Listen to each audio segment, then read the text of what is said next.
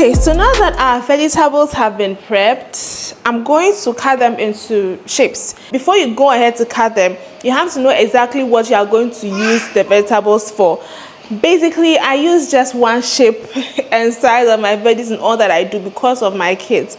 Except I'm doing a particular stir fry, that one is usually bigger. And with that, if it's for the stir fry, I have vegetables that I'll use for that. So if you're going to be doing different things that are going to require different sizes or shapes of the vegetables, you need to cut them according to. So I'm going to do a basic cutting of our veggies. No extraordinary shape, just something simple that is sizable enough so that when we are blanching it, it will not get soggy. So we are going to go ahead to cut our veggies. Baby girl woke up. She has eaten. Yes, you've eaten, right? Now mommy has time to do what she needs to do. Where's your nose? Where's your nose, mommy girl? Yeah. So you get your strip of your green bell pepper. I'm going to cut it this way alongside. So after we have stripped it, did I say strip it? After we have sliced it into this strips, you are just going to cube it, and that is how we get our uniform shapes. You can do 2 or 3 at the same time in order to save time. People say the white part, this part that I just took off, people say this part is quite bitter. So I haven't actually tried it and I'm not willing to try it, so I just take it out. So let me know in the comment section, do you think the white part of the bell peppers, those white parts here, do you think it's actually bitter, or is just some misinformation I have received? You just cut it and then you transfer it into your bowl. Cut and transfer. So I'm going to do the carrots as well. For the carrots, it's basically the same way, to longitude it and then get it into these strips. Basically the same way.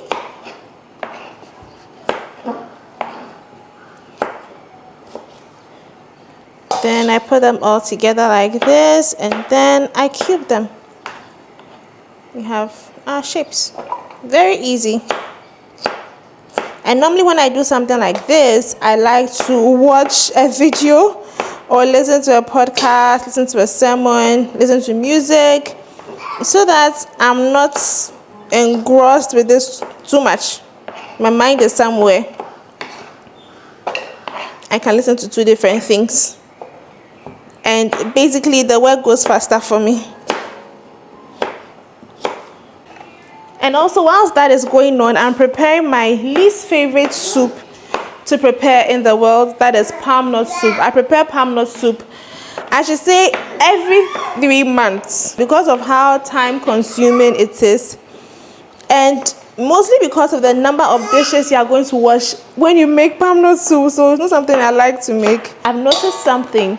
I was asking myself the last time, how does my daughter understand what sorry is? But then I observed her for some time and I realized that she probably doesn't understand what sorry means.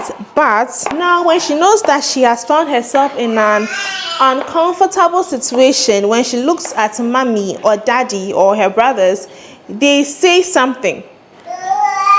Babies are really smart. They say something. So anytime she probably hits her head on something or hits her foot against something, we automatically say sorry. And she has gotten so used to it now that even the slightest thing where you don't necessarily have to say sorry, she'll lift up her head and look at you, waiting for you to say something to her.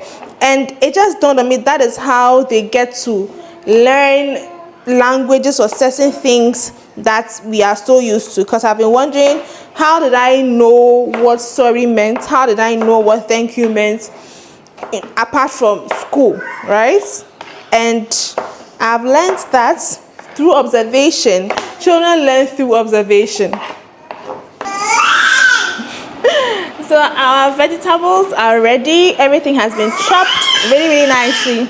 I'm going to start the process of blanching, and I have my pot here that I have filled with some water. I'm going to put this to heat up.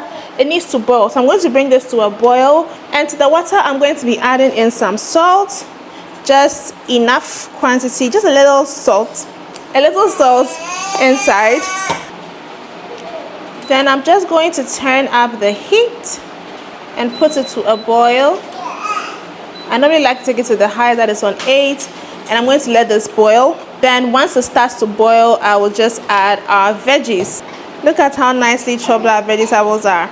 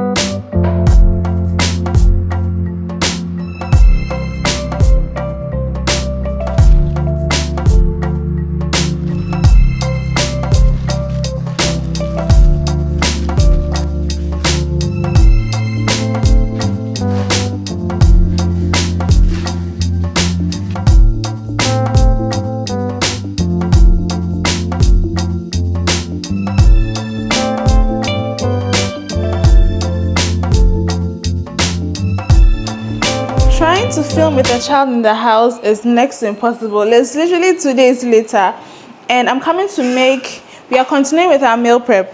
What's up? We are continuing with our meal prep. I'm coming to make chinchin for the family. My husband brought some chinchin to the house on Saturday, and everything got finished that very Saturday. So I have to replace it because the boys are going on midterm break, and there needs to be snacks in the house. Is that correct English? Anyway, I'm trying sweet adjeley's recipe. I've been using her recipes for a lot of things, and it's always it's like 90% fail proof for me. And so today I'm trying her achomo or chinchin recipe. It's my first time doing achomo or chinchin. Let's see how it goes. Okay. My son knows what kneading means, and he got to know the meaning of kneading through me making bread at home. I'm proud of myself. Hello.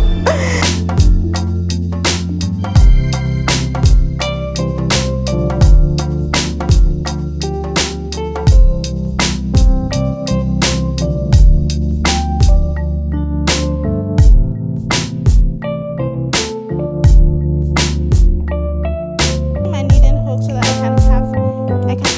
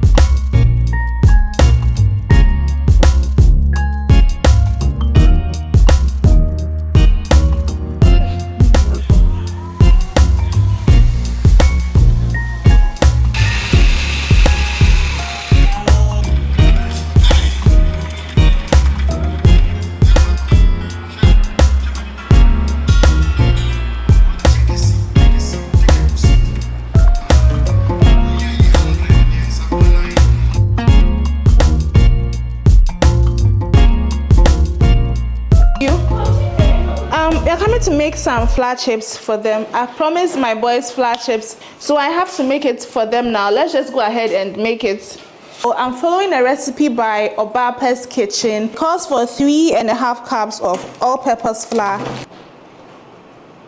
To that, I'm going to grate some nutmeg. Onion is after butter or mushroom? I'm adding in some grounded onion and garlic paste.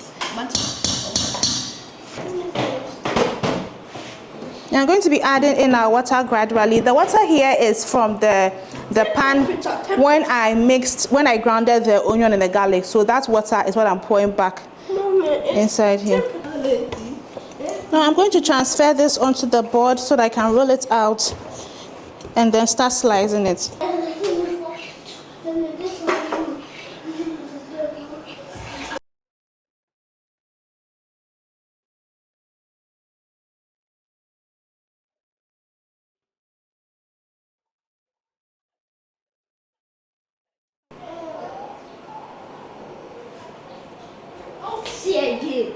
Okay, so I want to test how hot the oil is. And I'm just gonna put one strip of the chip inside. Looks like it's okay. So I'm going to add the rest. This would have been much easier if my workstation was closer to. Just spread it out. Just a little bit so that everything just opens up.